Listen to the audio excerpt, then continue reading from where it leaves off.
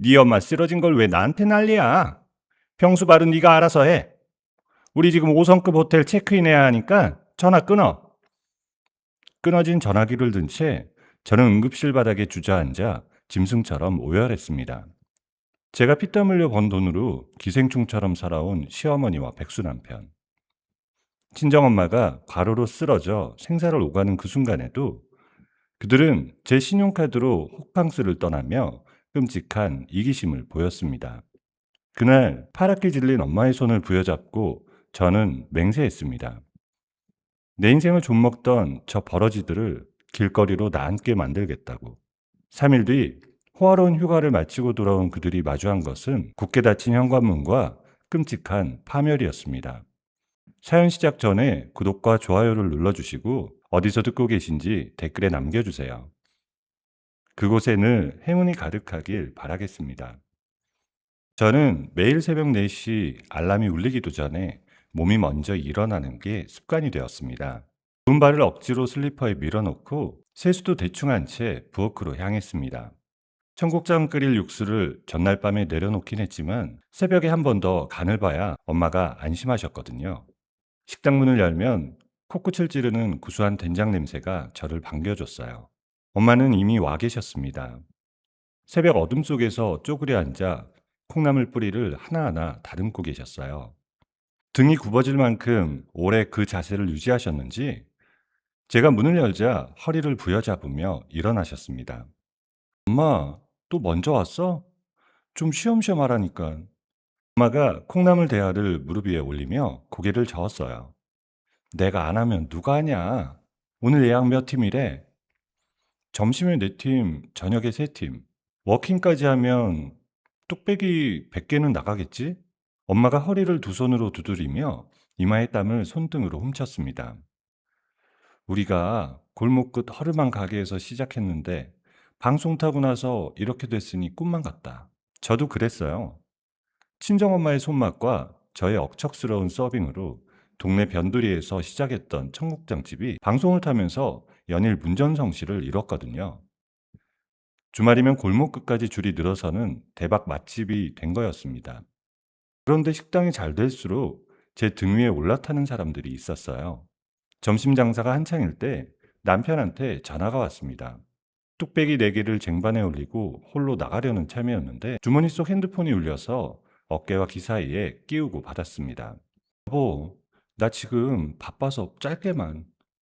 아, 이번 주 토요일에 부킹 잡혔거든? 카드 한도 좀 올려놔. 지난달에도 올렸잖아. 골프가 매주 있어야 돼? 아, 거기서 사업 미팅도 하는 거라니까. 왜 맨날 같은 소리야? 한도 올려놓기만 하면 된다고. 전화 너머로 골프 카트가 잔디를 밟으며 지나가는 소리가 선명하게 들렸어요.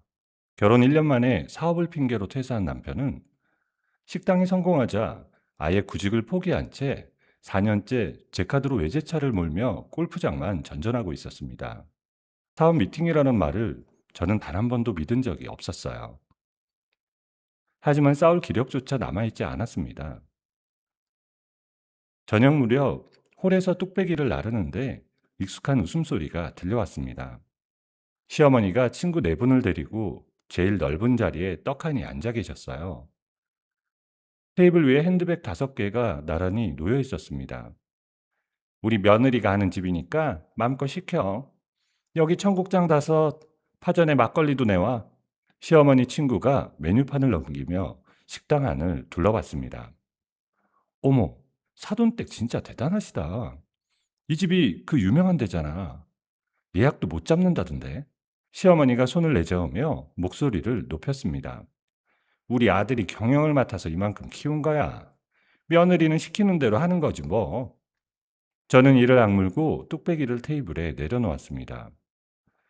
시아버지가 돌아가신 후 혼자 살기 무섭다며 우리 집으로 들어온 시어머니는 식당 일은 거들지도 않으면서 매일같이 친구들을 데려와 공짜 식사를 대접하며 유세를 떨었어요. 한 달에 한 번도 아니고 일주일에 1~2번씩이었습니다.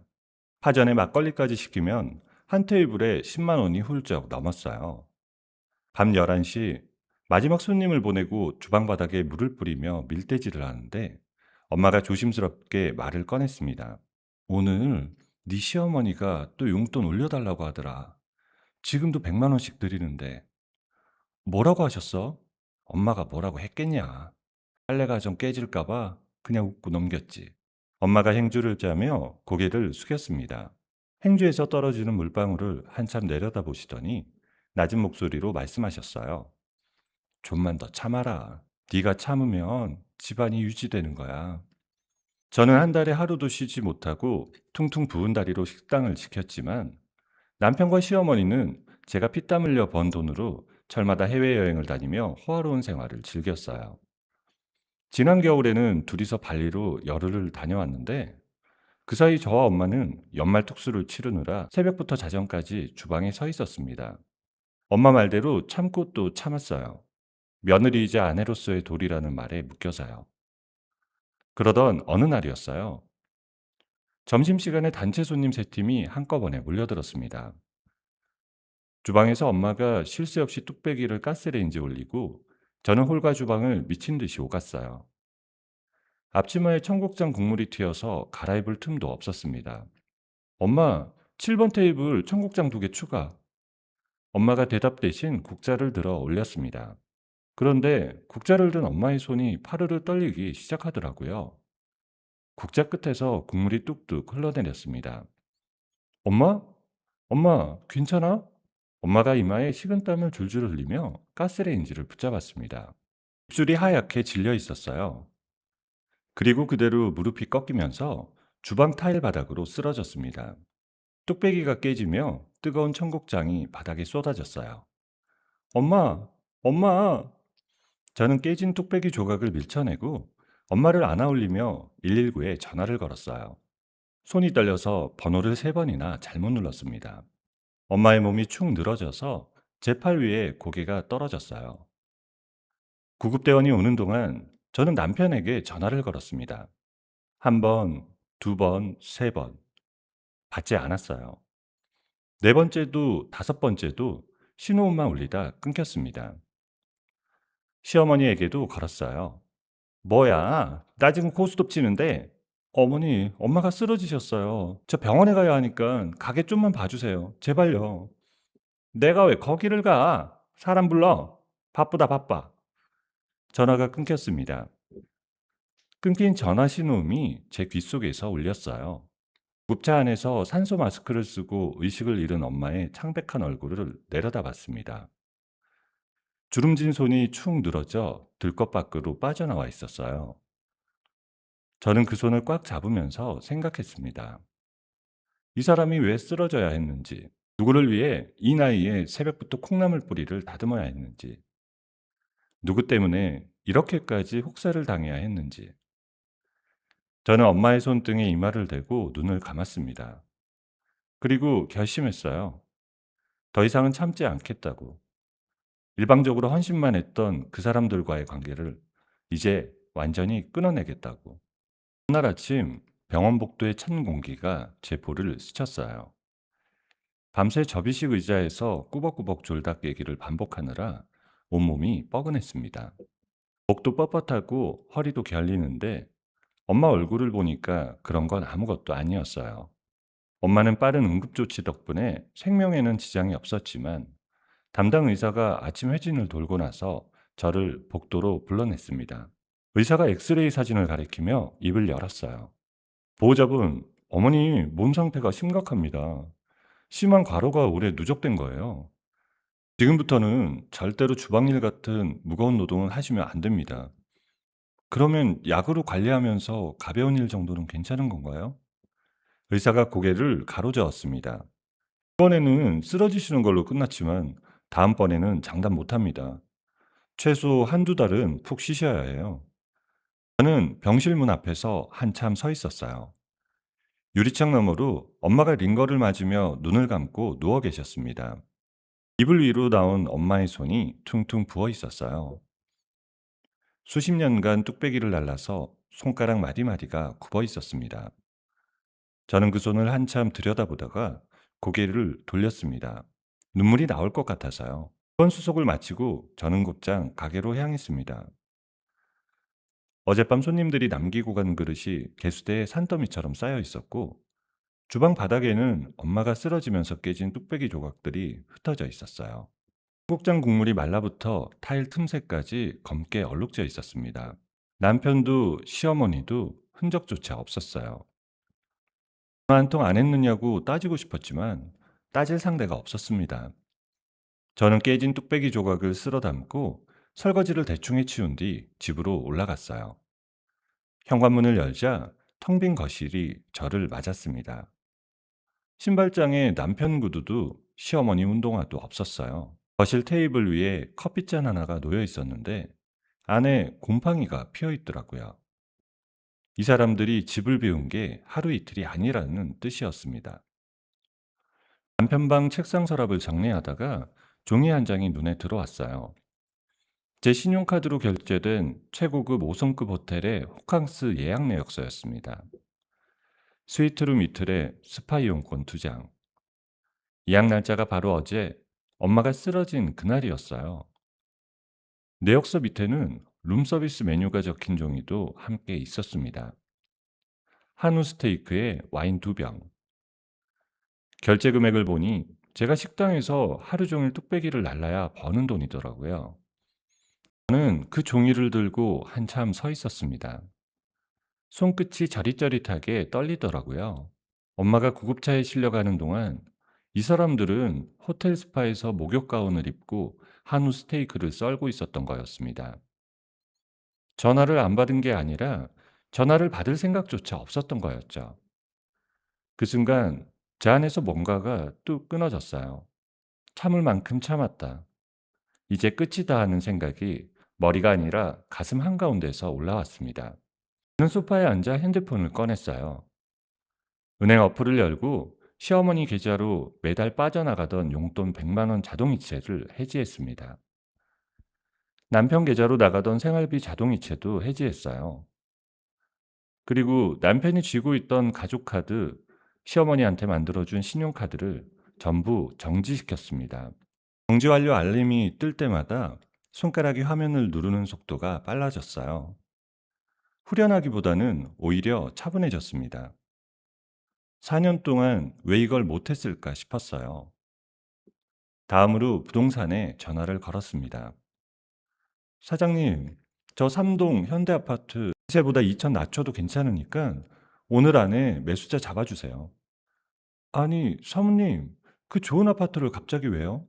2천이나 낮추시면 손해가 장난이 아닌데. 괜찮습니다. 빨리 처리해 주세요. 전화를 끊고 저는 안방 옷장을 열었어요. 시어머니 옷가지를 캐리어에 쑤셔 넣었습니다. 남편의 양복도 골프복도 벨트와 넥타이까지 전부 꺼내서 다른 캐리어에 담았어요. 서랍장 안에 남편 속옷과 양말이 가지런히 개켜져 있었는데 그걸 본 순간 제가 매일 밤 퇴근하고 와서 빨래를 개키던 손이 떠올랐습니다. 저는 그것까지 싹 쓸어 담았어요. 옷장이 텅 비니까 방이 한결 넓어 보이더라고요. 캐리어 2개를 끌고 나가 현관 밖 복도에 나란히 세워뒀습니다. 그리고 현관문 비밀번호를 바꿨어요. 새 비밀번호를 누르면서 손가락 끝에 힘이 들어갔습니다. 마지막으로 커터를 내리고 문에 종이를 한 장 붙였습니다.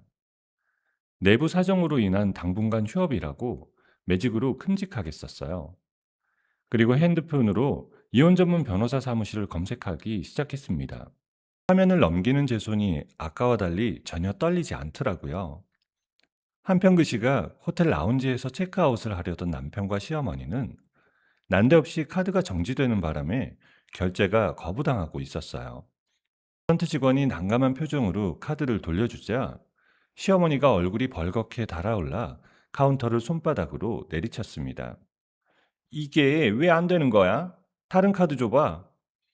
남편이 지갑에서 카드를 3장이나 꺼내 내밀었지만 전부 거절당했어요. 남편이 황급히 제게 전화를 걸기 시작했습니다. 한 통, 2통, 10통이 넘어가도 저는 받지 않았어요. 시어머니도 번갈아 전화를 걸어왔지만 전부 무시했습니다. 부재중 전화가 30통을 넘겼을 때 저는 이미 이불 속에 들어가 있었어요. 늦은 밤이 되자 현관 밖에서 쿵쿵거리는 소리가 들려왔습니다. 야, 문 열어. 비밀번호가 왜 안 돼? 이게 미쳤어? 여보, 나야. 문 좀 열어봐. 카드가 갑자기 안 되는데 뭔 일이야? 시어머니가 주먹으로 문을 두드리며 고함을 질렀습니다. 시애미를 문 밖에 세워놔? 이 못된 년이 드디어 본색을 드러내는구나. 남편이 초인종을 연달아 누르며 소리쳤어요. 여보, 제발. 무슨 오해가 있는 거면 얘기하자. 문 좀 열어. 복도에 세워둔 캐리어를 발견했는지 시어머니가 더 크게 소리를 질렀습니다. 이게 뭐야? 우리 집이잖아. 야, 너 지금 시애미를 쫓아내는 거야? 저는 이불을 턱까지 끌어올리고 천장을 바라봤습니다. 현관 너머로 두 사람의 고함 소리와 문 두드리는 소리가 한참 동안 이어졌어요. 예전 같았으면 벌떡 일어나 문을 열었을 거예요. 미안하다고, 제가 잘못했다고 고개를 숙였을 겁니다. 하지만 그날 밤 저는 눈을 감고 돌아 누웠어요. 엄마의 굽은 손가락과 부은 손등이 눈앞에 어른거렸습니다. 두 사람의 고함 소리가 점점 멀어지더니 어느 순간 조용해졌어요. 저는 그 정막 속에서 오랜만에 깊은 잠에 빠져들었습니다. 며칠 후 엄마의 병실 문이 벌컥 열렸습니다. 저는 엄마 곁에 앉아 사과를 깎고 있었는데 느닷없이 양복을 빳빳하게 차려입은 남자가 먼저 들어오더니 그 뒤로 남편과 시어머니가 따라 들어왔습니다. 남편은 면도도 안 한 얼굴에 눈이 충혈되어 있었고 시어머니는 구겨진 외투를 걸친 채 입술을 잔뜩 깨물고 있었습니다. 짐가방과 함께 쫓겨나 모텔을 전전했다는 게 얼굴만 봐도 보이더라고요. 너 지금 뭐 하는 거야? 카드 정지에 집 비밀번호까지 바꿔놓고 전화도 안 받아? 저는 사과 깎던 칼을 내려놓고 남편을 올려다봤습니다. 내가 왜 받아야 하는데? 남편이 주먹을 불끈 쥐며 한 발짝 다가왔어요. 그 옆에 서 있던 양복 차림의 남자가 명함을 꺼내 제 앞에 내밀었습니다. 저는 김 선생님의 법률 대리인입니다. 몇 가지 말씀드릴 게 있어서 왔습니다. 저는 명함을 받지 않았어요. 변호사가 명함을 병상 옆 탁자 위에 올려놓으며 서류 가방에서 종이 뭉치를 꺼냈습니다. 김 선생님은 결혼 이후 식당의 경영과 홍보를 전담해왔고 현재 공동대표로 등록되어 있습니다. 이혼을 원하신다면 식당 영업권과 지분의 절반, 그리고 아파트 매각 대금의 절반을 요구하겠습니다. 공동대표요? 무슨 소리예요? 그 사람이 식당에서 일한 적이 단 하루라도 있었나요? 남편이 팔짱을 끼며 코웃음을 쳤어요. 내가 4년 동안 무급으로 매니저하고 홍보 다 해줬잖아. 방송 섭외도 내가 다 뛴 건데. 저는 귀를 의심했습니다. 골프장에서 셀카 찍고 외제차 앞에서 포즈 잡던 사람이 홍보를 했다고요. 하지만 남편의 변호사가 내민 서류를 보는 순간 숨이 멎는 것 같았습니다.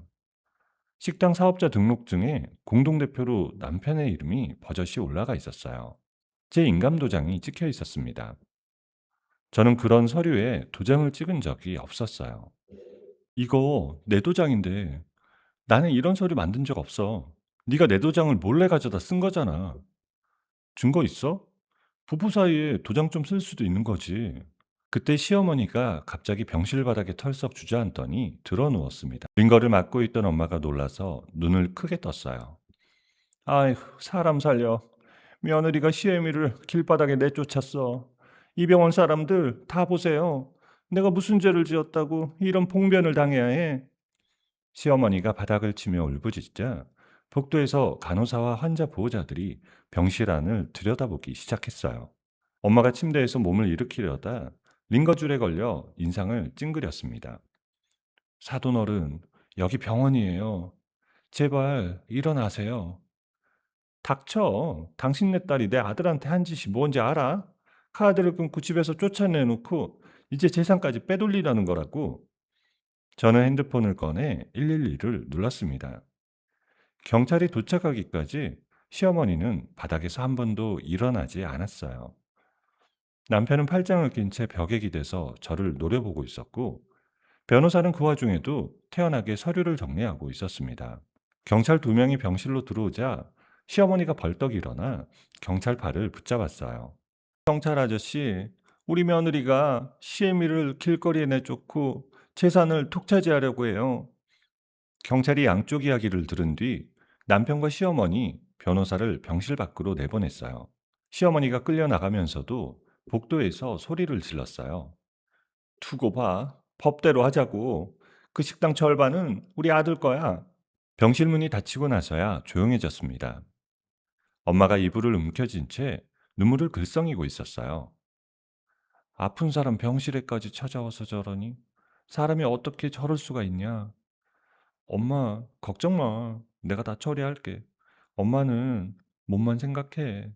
저는 엄마의 손을 꼭 잡아드리고 병실을 나왔습니다. 복도 벤치에 앉아 남편의 변호사가 내밀었던 서류 사진을 다시 꺼내봤어요. 공동대표 등록 날짜가 3년 전이었습니다. 저는 그때 제 도장이 어디 있는지도 몰랐어요. 남편이 제 서랍에서 몰래 꺼내간 거였습니다. 집으로 돌아와 저는 노트북을 켜고 식당 법인 계좌의 거래 내역을 하나하나 뒤지기 시작했어요. 한 달치, 두 달치를 넘기다 보니 이상한 출금 내역이 눈에 띄었습니다. 식자재 대금 명목으로 빠져나간 금액이 실제 거래처 납품 금액의 2배가 넘었어요. 마케팅 비용이라고 적힌 출금도 매달 수백만 원씩 있었는데 저는 마케팅 업체에 쓴 적이 단 한 번도 없었거든요. 4년치 내역을 훑으니 빠져나간 돈이 어마어마했습니다. 남편이 공동대표 권한으로 제 눈을 피해 가게 돈을 빼돌린 거였어요. 저는 다음날 흥신소를 찾아갔습니다. 남편의 뒷조사를 의뢰하면서 빼돌린 돈의 행방을 추적해 달라고 했어요. 일주일 뒤 흥신소에서 두꺼운 봉투가 왔습니다. 봉투를 열자 사진이 쏟아져 나왔어요. 남편이 명품 가방을 든 젊은 여자와 팔짱을 끼고 오피스텔로 들어가는 사진이었습니다. 둘이 카페에 마주 앉아 웃고 있는 사진도 있었어요. 흥신소 보고서에는 남편이 퇴사 직후부터 유흥업소 출신의 여성과 살림을 차려왔다고 적혀 있었습니다. 횡령한 가계 자금으로 그 여자의 오피스텔 월세를 내주고 명품 쇼핑에 해외여행까지 스폰서 노릇을 해온 거였습니다. 저는 사진을 한 장 한 장 넘기며 손톱이 손바닥에 파고드는 것도 몰랐습니다. 4년 동안 제가 새벽부터 자정까지 뚝배기를 나르는 사이 이 인간은 제 돈으로 다른 여자와 살림을 차리고 있었어요. 단순한 이혼으로 끝낼 수 없었습니다. 저는 이 사람들을 완전히 파멸시키겠다고 이를 악물었어요. 하지만 당장 문제가 있었습니다. 남편 쪽에는 변호사가 붙어서 조작된 서류까지 준비해 놨는데 저한테는 법적으로 도와줄 사람이 아무도 없었어요.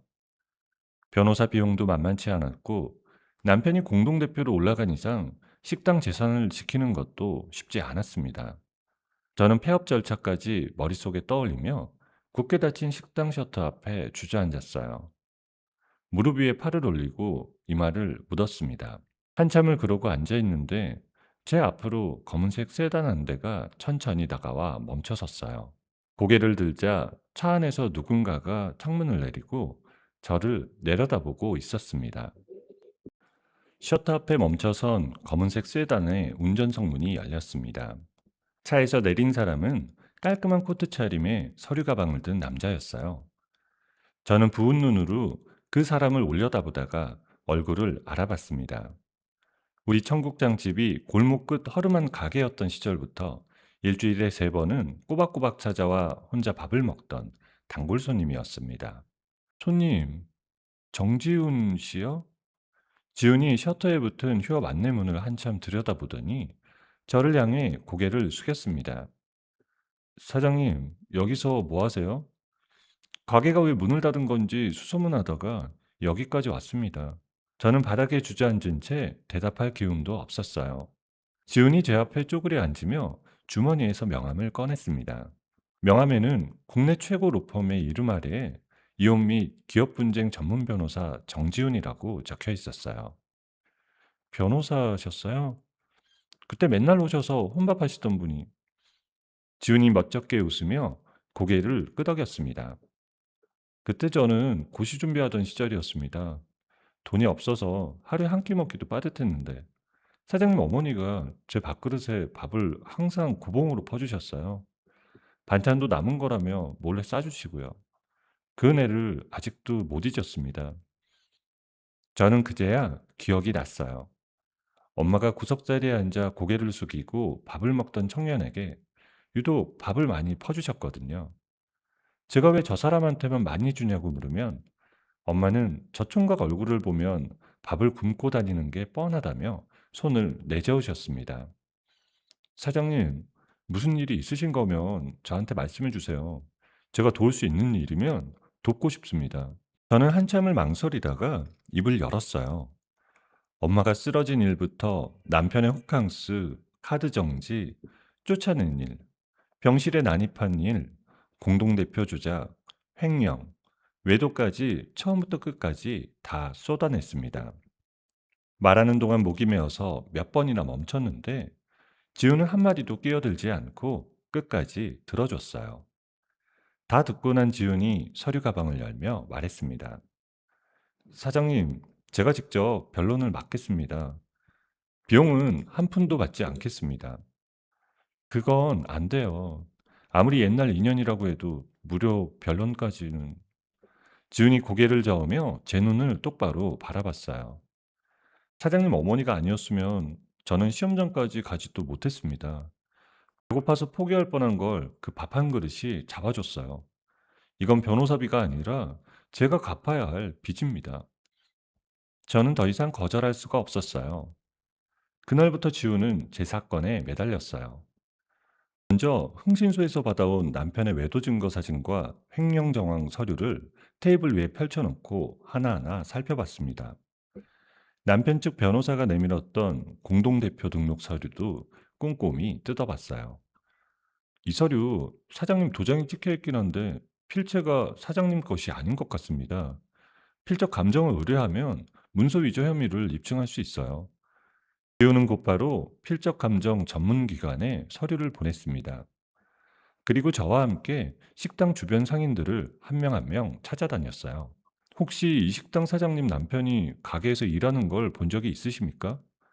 옆 가게 사장이 어이없다는 듯 손을 내저었습니다. 일은 무슨 일이요? 그 양반 외제차 타고 와서 사장님한테 카드 달라고 하는 거밖에 못 봤어요.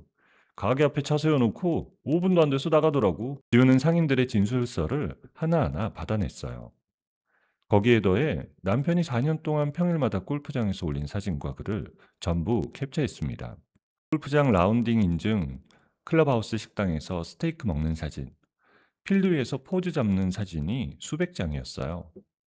그 게시물들의 날짜와 식당 카드 결제 내역을 대조하니 남편이 가게에 출근한 날은 단 하루도 없었습니다. 4년간 식당에 단 한 번도 나오지 않은 사람이 경영을 했다고 주장하려면 증거가 있어야 하는데 오히려 반대 증거만 산더미입니다. 공동대표 주장은 무너뜨릴 수 있어요. 필적 감정 결과도 돌아왔습니다. 서류에 적힌 글씨는 제 필체가 아니라 남편의 필체와 일치한다는 감정서였어요. 지훈이 감정서를 들어보이며 고개를 끄덕였습니다. 문서 위조 혐의 입증 완료입니다. 이걸로 형사 고발까지 갈 수 있습니다. 지훈은 거기서 멈추지 않았어요. 남편이 횡령한 식당 자금의 흐름을 추적해서 상간녀 명의로 빼들린 오피스텔 보증금과 명품 구매 내역까지 전부 찾아냈습니다. 시어머니가 제 돈으로 시어머니가 제 돈으로 자기 친척들에게 몰래 보낸 송금 내역도 금융거래 기록에서 잡아냈어요. 밤늦게까지 지훈의 사무실에서 증거를 정리하는 날이 이어졌습니다. 저는 서류를 분류하고 지훈은 노트북 앞에서 소장을 작성했어요. 형광등 불빛 아래서 서류 넘기는 소리만 바스락거리는데 문득 지훈이 입을 열었습니다. 사장님, 제가 다 준비할 테니까 걱정은 내려놓으세요. 이 사건은 제가 반드시 이깁니다. 저는 모니터 화면에 비친 지훈의 옆모습을 잠깐 바라봤어요. 냉철하게 서류를 파고드는 그 모습이 든든하더라고요. 4년 동안 혼자 짊어지고 버텨왔는데 처음으로 누군가가 제 편에 서 있다는 게 실감이 나지 않았습니다. 재판을 앞두고 지우는 남편 측 변호사를 따로 불러냈어요. 커피숍에서 마주 앉은 자리에서 지훈이 서류 봉투를 탁자 위에 올려놓았습니다. 선생님이 낸 공동대표 서류 필적 감정 결과 의뢰인 필체가 아닌 것으로 나왔습니다. 이 서류를 증거로 제출하시면 선생님도 위중교사 혐의에서 자유로울 수 없어요. 지금이라도 손 떼시는 게 현명합니다. 남편 측 변호사가 서류를 펼쳐보더니 얼굴이 굳었어요. 지훈이 감정서 사본을 밀어주며 낮은 목소리로 말했습니다. 횡령 증거와 외도 증거까지 전부 확보되어 있어요. 재판에서 다 공개됩니다. 남편 측 변호사가 커피잔을 내려놓으며 자리에서 일어났어요. 아무 말 없이 서류 봉투를 들고 나가는 뒷모습이 뻣뻣하게 굳어 있었습니다. 모든 준비가 끝난 재판 전날 밤이었어요. 병원에서 퇴원한 엄마가 현관문을 열고 들어왔습니다. 엄마의 얼굴에 혈색이 조금 돌아와 있었어요. 저는 엄마를 안아드리며 소파에 앉혔습니다. 내일이 재판이라며 괜찮겠냐? 걱정 마, 엄마. 다 준비됐어. 내일이면 끝나. 엄마가 제 손을 꼭 잡았어요. 엄마의 손이 예전보다 한결 부드러워져 있었습니다. 며칠이나마 쉬었더니 굳은 살이 조금 풀린 거였어요. 저는 그 손을 두 손으로 감싸주며 속으로 다짐했습니다. 내일 법정에서 반드시 저 사람들을 무너뜨리겠다고. 엄마를 이렇게 만든 대가를 치르게 하겠다고. 이혼 재판 당일 법원 복도는 싸늘한 공기로 가득했어요. 저는 지훈과 나란히 법정 앞 의자에 앉아 서류를 마지막으로 한 번 더 점검했습니다. 심장이 빠르게 뛰었지만 손은 떨리지 않았어요. 4년 동안 참았던 것들을 오늘 전부 쏟아낼 생각을 하니까 오히려 머릿속이 맑아지더라고요. 법정 문이 열리자 남편과 시어머니가 위풍당당하게 걸어 들어왔습니다. 남편은 새로 맞춘 듯한 양복을 입고 있었고 시어머니는 진주 목걸이까지 걸치고 있었어요. 어디서 돈을 구했는지 모르겠지만 마지막까지 허세를 부리는 모습이 한심하더라고요. 남편 옆에는 지난번 병실에 왔던 그 변호사가 서류 가방을 들고 앉았습니다. 남편이 제 쪽을 힐끗 보더니 코웃음을 쳤어요. 변호사 한 명 데려왔다고 뭐가 달라지겠어? 시어머니가 옆에서 부채질을 하며 맞장구를 쳤습니다. 그래, 천하의 못된 년이 나한테 한 짓을 판사님이 다 알게 될 거야. 시어머니를 길바닥에 내쫓은 죗값을 치러야지. 지훈이 제 옆에서 서류를 가지런히 정리하며 작은 목소리로 말했어요. 사장님, 오늘은 제가 다 하겠습니다. 편하게 앉아 계세요. 재판이 시작되었습니다. 남편 측 변호사가 먼저 나서서 남편이 식당의 공동대표로서 경영에 기여했다는 주장을 펼쳤어요. 4년간 무급으로 홍보와 매니저 역할을 수행했으며 식당 성공에 남편의 공로가 크다는 내용이었습니다. 판사가 남편 측 변호사의 주장을 다 듣고 나서 지훈에게 시선을 돌렸어요. 피고 측 의견을 들어보겠습니다. 지훈이 자리에서 일어나 첫 번째 서류 봉투를 꺼냈습니다. 재판장님, 먼저 원고가 주장하는 공동대표 등록 서류에 대해 말씀드리겠습니다. 이 서류에 찍힌 인감은 피고의 것이 맞으나 서류 작성 필체는 피고가 아닌 원고의 것으로 필적 감정 결과 확인되었습니다. 지훈이 감정서를 판사에게 제출했어요. 남편의 얼굴에서 여유가 사라지기 시작했습니다. 원고는 피고의 인감도장을 무단으로 사용하여 사업자 등록증을 위조한 것입니다. 이는 명백한 사문서 위조에 해당합니다. 지은이 두 번째 봉투를 열었어요. 식당 주변 상인 6명의 진술서와 남편이 4년간 올린 골프장 게시물 캡처 수백 장이 쏟아져 나왔습니다. 원고가 4년간 매니저로 근무했다고 주장하나 주변 상인 전원이 원고가 식당에서 일하는 것을 단 한 번도 목격한 적이 없다고 진술했습니다. 오히려 원고는 평일마다 골프장에서 라운딩을 즐기며 그 사실을 본인 계정에 직접 올렸습니다. 남편이 의자에서 엉덩이를 들썩이며 옆에 앉은 변호사를 찔렀어요. 남편 측 변호사는 고개를 숙인 채 아무 말도 하지 못했습니다. 지훈이 세 번째 봉투를 꺼냈어요. 법정 안의 공기가 한순간 무거워졌습니다. 다음은 원고의 업무상 횡령에 관한 증거입니다. 원고는 공동대표 권한을 이용해서 4년간 식자재 대금과 마케팅 비용을 허위로 부풀려 법인 계좌에서 거액을 인출했습니다. 지훈이 계좌 거래 내역서를 한 장 한 장 넘기며 설명했어요. 실제 식자재 납품 입금과 계좌에서 빠져나간 금액의 차이가 화면에 떴습니다. 그리고 횡령한 자금의 행방입니다. 지훈이 마지막 봉투를 열었어요. 흥신소에서 받은 사진들이 나왔습니다.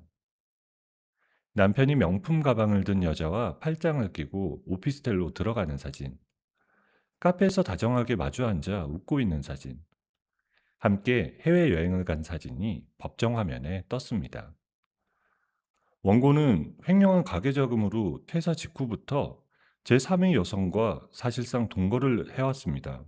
해당 여성 명의의 오피스텔 보증금과 월세, 명품 구매 대금 모두 식당 법인 계좌에서 빠져나간 횡령금으로 충당된 것입니다. 법정이 술렁였어요. 남편의 얼굴이 하얗게 질렸습니다. 시어머니가 입을 벌린 채 아들을 쳐다봤어요. 이건, 이건 조작이야. 저 사진은 합성이라고. 판사가 남편을 제지하며 조용히 하라고 했습니다. 추가로 원고의 모친이 피고의 수입에서 자기 친척들에게 불법 증여한 금융 거래 내역도 함께 제출합니다. 시어머니가 자리에서 벌떡 일어났어요. 그건 내가 잠깐 빌려준 거야. 증여가 아니라고. 판사가 시어머니에게 앉으라고 경고했습니다. 시어머니가 다리가 풀린 듯 의자에 털썩 주저앉았어요. 아까까지 진주 목걸이를 만지작거리던 손이 부들부들 떨리고 있었습니다. 판사가 양측 자료를 모두 검토한 뒤 판결을 내렸어요. 남편의 유책 사유를 전부 인정하며 위자료 최고액 지급을 명령했고 남편 측의 재산분할 청구를 전면 기각했습니다. 식당의 모든 권리가 저에게 있음을 확정지었어요. 판결문이 낭독되는 동안 남편은 고개를 떨구고 양손으로 얼굴을 감쌌습니다. 시어머니는 입술을 파르르 떨며 허공을 바라보고 있었어요. 재판이 끝나고 법정 밖으로 나오는데 남편이 뒤에서 달려왔습니다. 여보, 아니 그러니까 나 지금 상간녀 명의재산까지 가압류당했다고 연락 왔어. 나 진짜 아무것도 없어. 제발 한 번만 봐줘. 남편이 제 팔을 붙잡았어요. 저는 그 손을 뿌리쳤습니다. 4년 동안 내 돈으로 골프 치고 내 돈으로 다른 여자 먹여 살리고 엄마가 쓰러지는 날에 호텔에서 스테이크 먹던 사람이 지금 나한테 봐달라고? 남편이 입을 벌렸지만 아무 말도 나오지 않았어요. 저는 돌아보지 않고 법원 계단을 내려왔습니다. 지훈이 아래에서 기다리고 있었어요. 수고하셨습니다, 사장님. 이제 다 끝났어요. 저는 법원 앞 햇살을 받으며 깊게 숨을 들이마셨습니다. 가슴 속에 4년간 쌓여있던 무거운 것이 한꺼번에 내려가는 기분이었어요. 시댁과의 연을 완벽하게 끊어냈습니다. 그날 오후 저는 곧장 식당으로 가서 셔터를 올렸어요. 휴업 안내문을 떼어내고 바닥을 쓸고 테이블을 닦았습니다. 그리고 엄마에게 전화를 걸었어요. 엄마, 이겼어. 식당도 재산도 다 지켰어. 엄마가 전화기 너머로 한참 말이 없으셨어요. 코를 훌쩍이는 소리가 들렸습니다. 그래, 우리 딸, 고생했다. 고생했어. 저는 엄마를 주방일에서 완전히 은퇴시키기로 했어요. 이제 엄마한테 새벽에 콩나물을 다듬게 하는 일은 없을 거였습니다. 대신 제대로 된 주방 인력을 뽑고 지원의 자문을 받아 프랜차이즈 사업화에 착수했어요. 제가 개발한 특제 청국장 밀키트가 홈쇼핑에 들어갔는데 방송이 나가자마자 전화가 쏟아지더라고요. 연일 완판을 기록했습니다. 전국 주요 상권에 직영점이 하나둘 들어서면서 저는 어느새 외식업 대표라는 이름으로 불리기 시작했어요. 새롭게 매입한 펜트하우스에서 건강을 회복한 엄마와 함께 저녁을 먹었습니다. 엄마가 제가 차려드린 된장찌개를 한 숟갈 떠드시더니 웃으셨어요. 네 된장찌개는 아직 멀었다. 콩을 너무 오래 끓였어. 엄마 입맛을 누가 따라가? 나는 이게 맛있는데. 엄마가 소리내어 웃으셨어요. 그 웃음소리를 듣는 게 얼마만인지 모르겠더라고요. 지훈 역시 바쁜 일정 속에서도 매주 프랜차이즈 본사를 찾아왔어요. 법률 고문 역할을 맡아 계약서를 검토하고 가맹 조건을 정리해 줬습니다.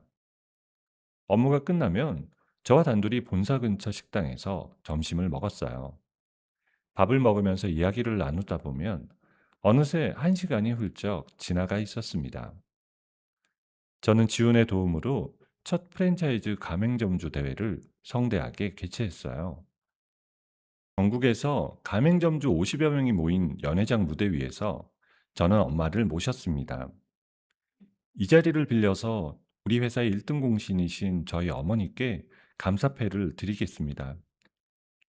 엄마가 어색한 걸음으로 무대에 올라오셨어요. 감사패를 받아드시는 엄마의 눈가가 붉어졌습니다. 이건 다 우리 딸이 한 거지. 내가 뭘 했다고. 가맹점주들이 일제히 박수를 쳤어요. 저도 엄마를 안으며 같이 울었습니다. 행사가 끝나고 손님들이 다 빠져나간 빈 연회장에서 의자를 정리하고 있었습니다. 지훈이 뒤에서 다가오더니 꽃다발 하나를 제 앞으로 내밀었어요. 이게 뭐야? 사장님, 아니, 유진 씨, 앞으로 사장님이라고 부르면 안 될 것 같아서요. 지훈이 꽃다발을 두 손으로 잡은 채 저를 바라봤어요. 손끝이 미세하게 떨리고 있었습니다. 법정에서는 냉정한 척 했는데 사실 처음 셔터 앞에 주저앉아 있는 모습을 봤을 때부터 이 마음은 시작됐습니다. 저와 진지하게 만나 주실 수 있겠습니까? 저는 꽃다발을 받아들며 한참 지훈의 얼굴을 올려다봤어요. 가장 힘들 때 제 곁을 지켜준 사람이었습니다. 엄마의 밥 한 그릇을 잊지 않고 찾아와 준 사람이었어요. 꽃은 받을게. 그리고 대답도. 지훈이 입꼬리를 올리며 웃었습니다. 연회장 조명이 하나둘 꺼지는 가운데 저는 꽃다발을 안고 오랜만에 가슴이 따뜻해지는 걸 느꼈어요. 모든 것이 완벽하게 자리를 잡고 사업이 순항하던 어느 날이었습니다. 오전에 본사 사무실로 출근하니 고객센터 직원이 다급한 얼굴로 달려왔어요. 대표님, 아침부터 항의 전화가 끊이질 않습니다. 벌써 100통이 넘었어요. 항의? 무슨 항인데? 직원이 메모지를 넘기며 말했습니다. 음식에서 이물질이 나왔다는 내용인데요. 전부 같은 말을 하고 있어요. 뭔가 이상합니다. 저는 수화기를 들었어요. 전화기 너머로 쏟아지는 고함 소리에 귓가가 먹먹해졌습니다. 며칠 후 지훈이 아침 일찍 제 사무실로 들어오더니 노트북 화면을 제 앞에 돌려놨어요. 화면에는 빨간 썸네일에 굵은 글씨로 국민청국장의 두 얼굴 뚝배기에서 나온 구더기 때 라는 제목이 떠 있었습니다. 100만 구독자를 보유한 폭로 전문 유튜버의 채널이었어요. 어젯밤에 올라온 영상인데 지금 실시간 조회수가 200만을 넘겼습니다.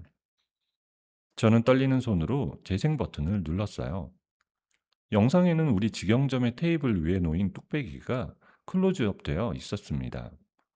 뚝배기 뚜껑을 열자 끓고 있는 청국장 위로 하얀 구더기들이 꿈틀거리며 기어다니는 장면이 찍혀 있었어요. 유튜버의 과장된 비명소리와 함께 자막이 떴습니다. 위생 불량 맛집의 충격적 실태라는 문구가 화면 가득 번쩍이더라고요. 저는 영상을 보다가 노트북을 덮어버렸습니다. 손바닥으로 책상을 짚고 눈을 감았어요. 머릿속이 하얘지는 것 같았습니다. 이건 말도 안 돼. 우리 매장에서 이런 게 나올 리가 없어. 저도 그렇게 봅니다. 일단 댓글과 커뮤니티 반응부터 확인합시다. 지훈이 핸드폰 화면을 넘기며 보여줬어요. 영상 댓글창에는 욕설과 비난이 수천 개씩 달려 있었습니다. 인터넷 커뮤니티에는 이미 불매운동 게시글이 퍼지고 있었고, 우리 가맹점 앞에서 항의 피켓을 든 사람들의 사진까지 올라와 있었습니다. 직원이 문을 두드리며 들어왔어요. 대표님, 강남점이랑 부산점에서 방금 연락 왔는데요. 오늘 매출이 어제의 3분의 1도 안 된다고 합니다. 손님이 아예 안 온대요. 다른 매장은? 전국 매장 다 비슷한 상황이에요. 배달 앱에서도 별점 테러가 시작됐고요. 저는 의자 등받이에 머리를 기대고 천장을 바라봤어요. 하루아침에 모든 것이 무너져 내리는 기분이었습니다. 하지만 지훈이 노트북 앞에 앉아 영상을 처음부터 다시 돌려보더니 고개를 갸웃했어요. 유진 씨, 이거 이상한 점이 있어요. 뭐가? 지훈이 영상의 한 장면에서 일시 정지 버튼을 눌렀습니다. 보통 음식에서 이물질이 나오면 바로 매장에 항의하거나 식약처에 신고하잖아요. 그런데 이 영상을 올린 제보자는 환불 요구도 신고도 하지 않고 곧바로 이 유튜버에게 영상을 넘겼어요. 제보 경위가 너무 깔끔합니다. 누군가 처음부터 이 영상이 공개되는 것만을 목적으로 움직인 거예요. 저는 지훈의 말에 정신이 번쩍 들었어요. 생각해보니 우리 매장은 매일 위생점검 체크리스트를 작성하고 매주 외부 방역업체의 소독을 받고 있었거든요. 주방에 벌레가 들어올 수 있는 구조 자체가 아니었습니다. 이건 누가 일부러 넣은 거야. 조작이야. 저도 같은 생각입니다. 바로 수사 의뢰 넣을게요. 지우는 그날 오후에 경찰서를 찾아가 사이버 명예훼손과 영업방해 혐의로 수사를 의뢰했어요. 그리고 별도로 해당 유튜버의 최근 자금 흐름을 뒷조사하기 시작했습니다. 저는 직영점 매니저에게 전화를 걸어 매장 주변 CCTV를 전부 확인해 달라고 했어요. 매니저가 밤늦게 연락을 해왔습니다. 대표님, 찾았습니다. 뒷골목 CCTV에 수상한 사람이 찍혔어요. 저는 지훈과 함께 직영점으로 달려갔어요. 매니저가 보안 모니터 앞에서 영상을 돌려줬습니다. 화면에는 영업시간 직전 마스크로 얼굴을 가린 남녀가 뒷골목에서 서성이는 장면이 찍혀 있었어요. 여자가 비닐봉지에서 뚜껑 달린 플라스틱 통을 꺼내 남자에게 건넸습니다. 남자가 통 뚜껑을 열어 안을 확인하더니 고개를 끄덕이고 매장 쪽으로 걸어갔어요. 지훈이 화면을 멈추고 두 사람의 실루엣을 자세히 들여다봤습니다. 유진 씨, 저 남자 걸음걸이 좀 보세요. 왼쪽 어깨가 처지면서 걷는 습관이. 저는 화면 속 남자의 뒷모습을 보는 순간 숨이 멎는 것 같았어요. 왼쪽 어깨를 축 늘어뜨리고 걷는 버릇, 오른손을 주머니에 찔러 넣는 자세. 5년을 같이 산 사람의 걸음걸이를 제가 모를 리 없었습니다. 저 사람 내 전 남편이야. 그리고 옆에 있는 여자는 시어머니고. 지훈이 영상을 반복 재생하며 캡처를 떴어요. 확실합니까? 확실해. 틀림없어. 이혼 재판에서 모든 것을 잃고 쫓겨난 전 남편이 복수를 하려고 돌아온 거였어요. 지훈이 며칠 뒤 조사 결과를 가지고 왔어요. 사무실 소파에 마주 앉자 지훈이 서류 봉투를 열었습니다. 전 남편의 최근 동향을 파악했습니다. 재판에서 지고 재산이 전부 가압류되자 상간녀가 떠났어요. 완전히 빈털터리가 된 거죠. 그런데 거기서 끝이 아닙니다. 저는 봉투 속 서류를 꺼내 읽었어요. 전 남편은 사채업자들한테 쫓기는 처지가 됐는데 식당을 망가뜨린 뒤 손해배상 소송을 걸어서 돈을 뜯어내겠다고 사채업자들을 속여서 추가 대출을 받았습니다. 그 돈으로 저 유튜버를 매수해서 조작 영상을 만든 거고요. 저는 서류를 들고 있던 손에 힘이 빠졌어요. 식당을 통째로 망가뜨려서 소송으로 돈을 뜯어내겠다니 상상도 못한 수법이었습니다. 자기가 망쳐놓고 돈까지 뜯어가겠다고? 끝까지 이러는 거야, 그 인간이? 지훈이 제 어깨에 손을 얹었어요. 유진 씨, 이번에는 법정에서 끝내는 게 아니라 완전히 매장시켜야 합니다. 증거만 확실히 잡으면 돼요. 그 사이에도 가맹점주들의 항의 전화가 쏟아졌어요. 고객센터 전화가 하루 종일 울렸고 두 곳의 가맹점에서 해지를 통보해 왔습니다. 언론사 기자들이 본사 앞에 몰려와 카메라를 들이댔어요. 기자 한 명이 제 앞을 막아서며 마이크를 들이밀었습니다. 대표님, 구더기 영상에 대해 입장이 어떻게 되십니까? 소비자들이 불안해하고 있는데요. 저는 카메라 앞에서 입술을 꽉 깨물었어요. 지금 당장 진실을 말하고 싶었지만 증거가 완벽하지 않은 상태에서 섣불리 나서면 오히려 역풍을 맞을 수 있었습니다. 현재 사실 확인을 진행 중이고 진상이 밝혀지는 대로 공식 입장을 발표하겠습니다. 기자들을 돌려보내고 사무실로 돌아온 저는 책상 앞에 앉아 이마를 짚었어요. 매출은 바닥을 치고 가맹점은 흔들리고 언론은 몰아세우고 있었습니다. 그때 사무실 문을 열고 지훈이 들어왔어요. 코트에 빗물이 묻어 있었습니다. 비가 오는 줄도 몰랐더라고요. 지훈이 젖은 코트를 벗어 의자에 걸치며 제 앞에 앉았습니다. 유진 씨, 증거 수집에 들어갔습니다. 경찰청 사이버 수사대 쪽에 아는 사람이 있어요. 며칠만 시간을 주세요. 반드시 꼬리를 잡겠습니다. 저는 지훈의 눈을 바라봤어요. 흔들리지 않는 눈빛이었습니다. 저도 고개를 끄덕이며 주먹을 쥐었어요. 이대로 무너질 수는 없었습니다. 다음날 아침 8시, 저는 본사 회의실에 가맹 점주들을 긴급 소집했어요. 전국에서 올라온 점주 50여 명이 길고 넓은 테이블 양쪽에 빼곡히 앉았습니다. 얼굴마다 불안과 분노가 뒤섞여 있었어요. 부산점 점주가 자리에서 벌떡 일어났습니다. 대표님, 우리 매장 앞에 항의 피켓이 매일 서요. 매출이 반토막이 났는데 본사에서는 뭘 하고 있는 겁니까? 강남점 점주가 테이블을 손바닥으로 내리쳤어요. 직원들 월급도 못 주게 생겼어요. 이러다 다 망하는 거 아닙니까? 다른 점주들도 한마디씩 쏟아내기 시작했습니다. 회의실이 장터처럼 시끄러워졌어요. 저는 자리에서 일어나 양손을 테이블 위에 짚었습니다. 점주님들, 저도 지금 이 상황이 얼마나 급한지 잘 압니다. 그래서 오늘 여러분 앞에서 약속드리겠습니다. 회의실이 조용해졌어요. 모든 시선이 저를 향했습니다. 일주일 안에 진실을 밝히겠습니다. 그리고 이 사태로 발생한 가맹점의 매출 손실은 본사가 전액 보상하겠습니다. 여기 지금 각서를 쓰겠습니다. 저는 준비해온 각서에 서명을 하고 점주들에게 돌렸어요. 점주들이 각서를 돌려보며 수군거렸습니다. 일주일이라는 시간이 짧다는 걸 저도 알았지만 그 이상 끌면 가맹점이 줄도산할 판이었어요. 회의가 끝나고 저는 곧바로 지훈의 사무실로 갔습니다. 지훈은 이미 책상 위에 서류와 노트북 세 대를 펼쳐놓고 작업 중이었어요. 밤을 새운 듯 눈 밑에 그늘이 짙었습니다. 진행 상황이 어떻게 돼? 지훈이 노트북 화면을 돌려 보여줬어요. 경찰청 사이버 수사대 출신 후배한테 부탁해서 유튜버의 자금 흐름을 뒤졌습니다. 찾았어요. 화면에는 은행 거래 내역이 떠 있었습니다. 전 남편의 이름으로 사채업자에게서 빌린 돈이 차명 계좌 3개를 거쳐 유튜버에게 송금된 경우가 빨간 줄로 표시되어 있었어요. 전 남편이 사채업자에게 추가로 대출받은 돈을 차명 계좌로 세탁해서 유튜버에게 보낸 겁니다. 금액이 5천만 원입니다. 거기에 전 남편과 유튜버 사이의 통화 녹음 파일도 복원해냈어요. 지훈이 녹음 파일을 재생했습니다. 스피커에서 전 남편의 목소리가 흘러나왔어요.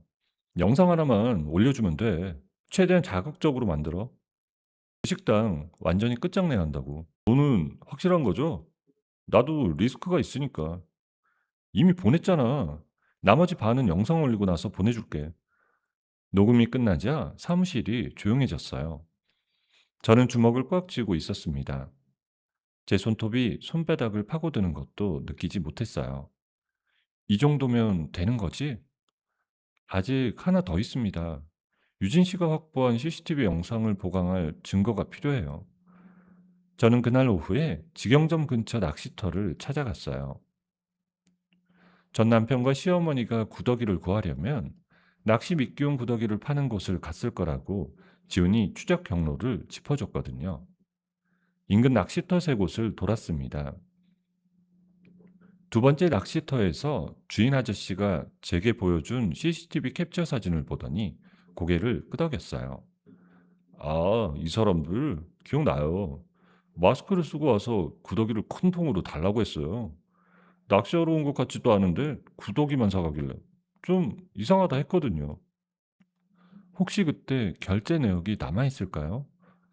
낚시터 주인이 카드 단말기를 뒤져서 영수증 사본을 찾아줬어요. 결제자 이름이 시어머니의 체크카드 명의였습니다. 저는 영수증을 받아들고 낚시터 주인의 목격 진술서를 작성해 달라고 부탁했어요. 아저씨가 흔쾌히 서명해 줬습니다. 증거를 들고 지훈의 사무실로 돌아가니 지훈이 전화를 끊으며 저를 돌아봤어요. 유튜버한테 연락이 닿았습니다.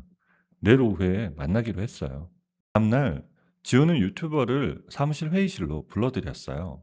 유튜버는 모자를 푹 눌러쓰고 선글라스를 낀 채 들어왔습니다. 의자에 앉으면서도 다리를 떨었어요. 지훈이 테이블 위에 서류를 한 장씩 내려놓기 시작했습니다. 차명 계좌 송금 내역, 통화 녹음 파일 기록지, CCTV 캡처 사진. 한 장이 놓일 때마다 유튜버의 얼굴에서 핏기가 빠져나갔어요. 지금 이 자리에서 선택하세요. 이대로 구속 수사를 받을 겁니까? 아니면 양심 선언을 하고 선처를 받을 겁니까? 공범으로 가면 사기, 영업방해 혐의에 전 재산 압류까지 같이 갑니다. 유튜버가 선글라스를 달싹거리다가 결국 고개를 떨구었어요. 유튜버가 선글라스를 벗었어요. 눈밑이 시커멓게 내려앉아 있었습니다. 입술을 몇 번이나 달싹거리다가 결국 고개를 떨구었어요. 각서 쓸게요. 다 말하겠습니다. 영상을 제작했다는 내용의 양심선언 각서를 작성했어요. 유튜버는 전 남편에게 매수되어 구더기를 넣은 뚝배기를 촬영한 거짓 영상을 제작했다는 내용의 양심선언 각서를 작성했어요. 지훈이 카메라를 세워놓고 유튜버의 인터뷰 영상도 녹화했습니다. 유튜버가 카메라 앞에서 자신이 돈을 받고 조작 영상을 만들었다는 사실을 진술하는 동안 저는 회의실 구석에 서서 그 모습을 지켜봤습니다. 인터뷰가 끝나자 저는 지훈에게 말했습니다. 기자회견 열자. 오늘 당장. 준비됐습니다. 2시간 뒤 본사 1층 로비에 기자회견장이 차려졌어요. 전국 방송사와 신문사 기자 수십 명이 카메라를 세우고 자리를 잡았습니다. 저는 단상 위에 올라가 마이크 앞에 섰어요. 손이 떨렸지만 목소리는 떨리지 않았습니다. 저는 오늘 여러분께 저희 프랜차이즈를 둘러싼 구더기 영상 사건의 진상을 공개하겠습니다. 저는 실시간 라이브 방송이 켜진 스크린을 향해 리모컨을 눌렀어요.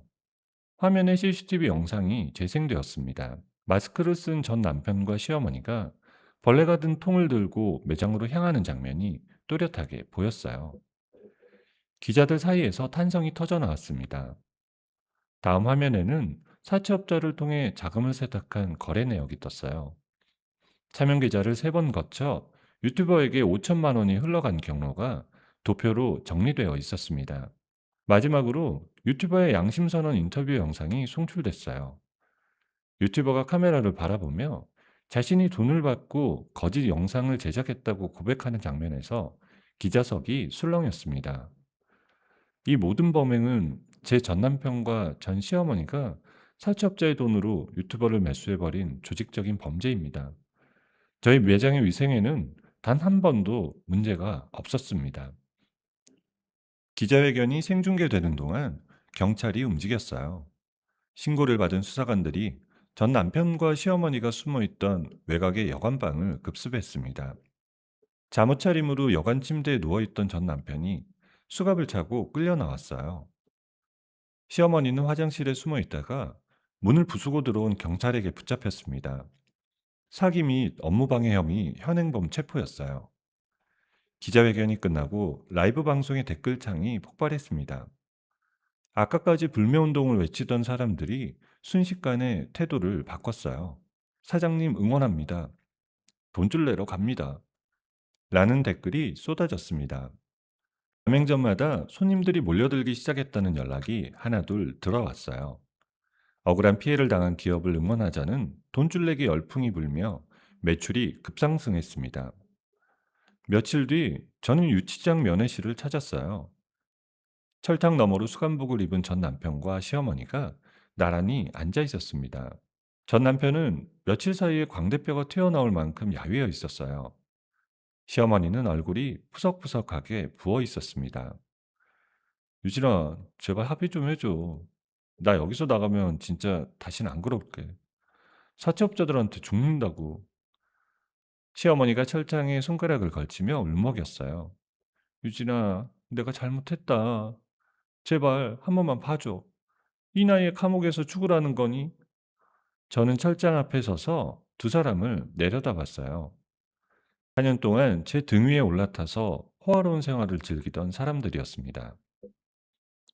엄마가 쓰러진 날 호텔에서 스테이크를 먹던 사람들이었어요. 제 가게의 구더기를 풀어 인생을 두 번이나 망가뜨리려 한 사람들이었습니다. 합의는 없어. 저는 그 한마디를 남기고 돌아섰어요. 뒤에서 전 남편이 소리를 질렀습니다. 유진아, 유진아, 제발. 시어머니의 울음소리가 복도까지 따라왔어요. 저는 걸음을 멈추지 않았습니다. 면회실 문을 밀고 나오자 밖에서 지훈이 기다리고 있었어요. 괜찮아요? 괜찮아. 는 지훈과 나란히 유치장 건물을 빠져나왔어요.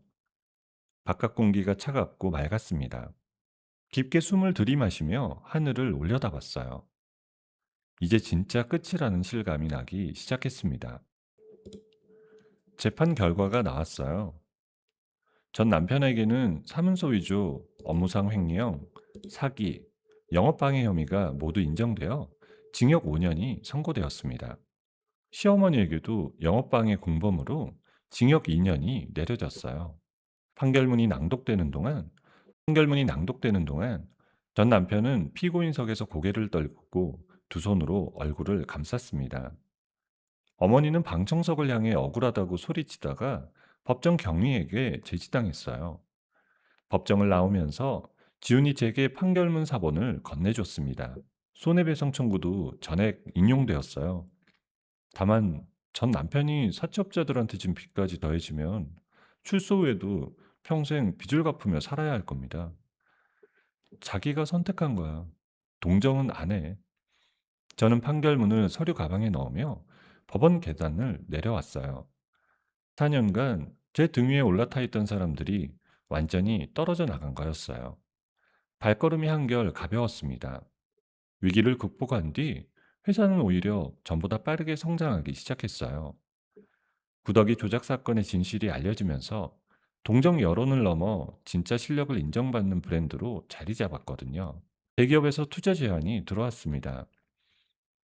식품 사업부를 가진 대기업의 부사장이 직접 본사를 찾아와 저와 마주 앉았어요. 대표님, 두 번의 위기를 이렇게 정면 돌파한 경영자는 처음 봅니다. 저희가 투자하겠습니다. 해외 진출까지 함께 가시죠. 저는 투자 계약서에 서명하며 전국을 넘어 해외 진출까지 준비하는 한식 브랜드의 대표가 되었어요. 골목 끝 허름한 가게에서 엄마와 둘이 뚝배기를 날라대던 그 시절이 까마득하게 느껴지더라고요. 엄마에게는 제가 약속한 것을 지켰어요. 경기도 외곽에 정원 달린 전원주택을 지어드렸습니다. 이사하는 날 엄마가 대문 앞에 서서 마당을 둘러보셨어요. 마당 한쪽에 작은 텃밭이 있었습니다. 엄마가 텃밭 앞에 쪼그려 앉아 흙을 한 줌 쥐어보시더니 고개를 들었어요. 여기서 고추도 심고 상추도 심으면 되겠다. 우리 딸이 이런 집을 해주네. 엄마, 이제 새벽에 일어나지 않아도 돼. 텃밭에서 놀기만 해. 엄마가 흙 묻은 손으로 눈가를 훔치셨어요. 저도 코끝이 시큰해져서 고개를 돌렸습니다. 마당에 봄바람이 불어와 엄마의 흰 머리카락을 흔들었어요. 엄마의 얼굴에 혈색이 돌아왔습니다. 쓰러지던 날의 그 창백한 얼굴이 아니었어요. 저는 성공한 여성사업가 자격으로 여러 강연에 초청받기 시작했어요. 첫 강연은 서울의 한 대형 컨벤션 홀이었습니다. 객석에 1,000명이 넘는 사람이 앉아 있었어요. 조명이 켜지고 무대 위에 올라가니 심장이 쿵쿵 뛰었습니다. 하지만 마이크를 잡으니 오히려 목소리가 또렷하게 나오더라고요. 저는 골목 끝 청국장 집에서 엄마와 둘이 뚝배기를 나르던 사람이었습니다. 남편에게, 시어머니에게 온갖 부당한 대우를 받으면서도 가정을 지키겠다는 생각에 참고 또 참았어요. 하지만 참는 것만이 답은 아니었습니다. 객석이 조용해졌어요. 엄마가 쓰러지던 그날 저는 깨달았습니다. 내 권리를 내가 지키지 않으면 아무도 지켜주지 않는다는 걸요. 부당한 대우 앞에서 참는 건 미덕이 아닙니다. 목소리를 내는 게 용기입니다. 강연이 끝나자 객석에서 박수가 쏟아졌어요. 무대를 내려오는데 눈물을 닦는 관객들이 보였습니다. 회사가 안정궤도에 오르면서 저는 본사 로비를 새로 단장했어요. 로비 한쪽 벽에 프랜차이즈 1호점 명판을 걸었습니다. 골목 끝에 있던 그 허름한 가게의 간판 사진과 함께 엄마가 콩나물을 다듬던 새벽 주방의 사진을 나란히 붙였어요. 출근할 때마다 그 명판 앞을 지나면서 저는 속으로 다짐했습니다. 아무리 회사가 커져도 엄마와 함께 고생했던 시절의 초심을 잃지 않겠다고요.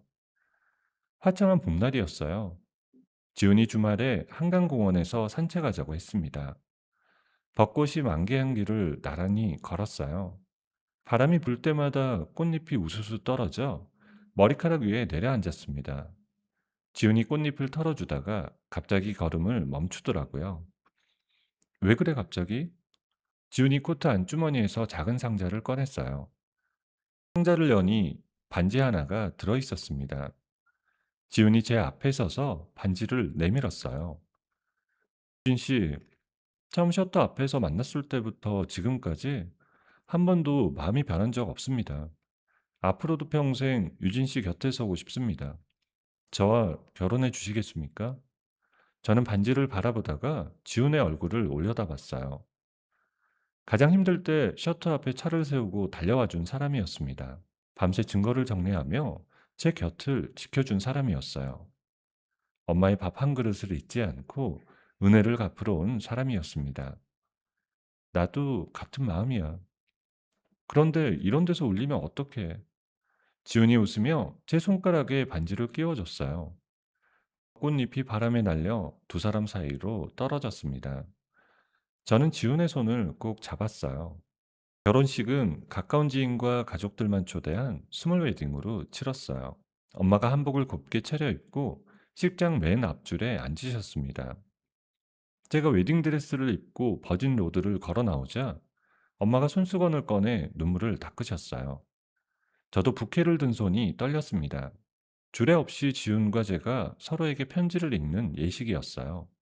유진 씨, 고시생 시절 배고파서 포기하려던 저를 살려준 건 청국장 한 그릇이었습니다. 그 은혜를 갚겠다고 찾아간 건데 결국 제가 평생을 함께할 사람을 만난 거였어요. 앞으로는 제가 유진 씨를 지키겠습니다. 엄마가 앞줄에서 소리내어 우셨어요. 하객들 사이에서도 훌쩍이는 소리가 들렸습니다.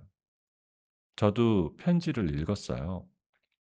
지훈 씨, 가장 절망적이던 순간에 셔터 앞에 차를 세워준 사람, 내 편이 아무도 없을 때 내 편이 되어준 사람, 그 사람이 이제 내 남편이 된다니 아직도 믿기지 않습니다. 나도 평생 고마운 마음 잊지 않을게. 식장에 박수가 쏟아졌어요. 지훈이 제 눈물을 손가락으로 닦아주며 웃었습니다.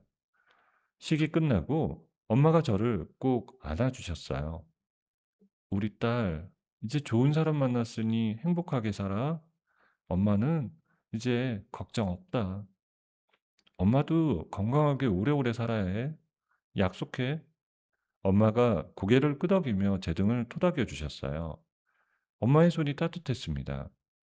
더 이상 뚝배기를 나르느라 거칠어진 손이 아니었어요. 텃밭에서 흙을 만지며 부드러워진 손이었습니다. 식장을 나서며 저는 한번 뒤를 돌아봤어요. 하객들이 웃으며 손을 흔들고 있었습니다.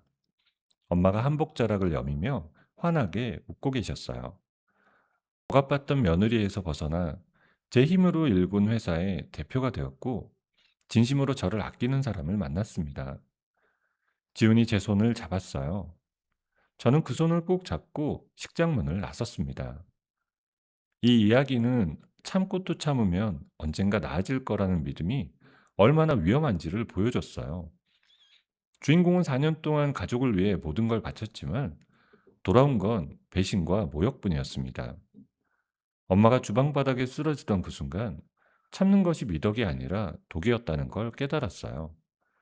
그리고 스스로 일어섰습니다. 부당한 대우 앞에서 목소리를 내는 건 가정을 부수는 일이 아니라 나를 지키는 일이었어요. 혼자였다면 무너졌을지도 모릅니다.